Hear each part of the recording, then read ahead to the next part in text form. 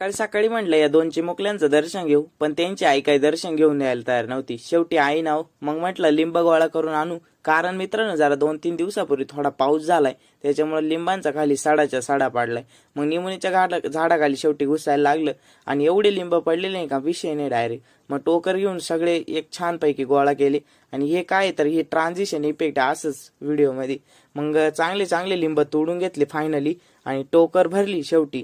मग टोकर घेऊन म्हटलं आता वजन करू, धुवून काढू व्यवस्थित पैकी. मग पहिले ना धुवून काढले आणि मग त्यांचं वजन करायला आणलं आणि वजन भरलं 6.5 किलो. म्हणजे टोकर विकर इकडे मिस्त्री आले होते, आज फुल जोशमध्ये होते. त्यांनी चांगले कामगार आणले होते आणि मिस्त्री गॉगल वगैरे लावून टाकाटक होते, म्हणजे काही विषय नाही. मग घरामध्ये आलो, म्हटलं थोडं जेवण करू, काय आपलं काय जेवण आहे पाहू.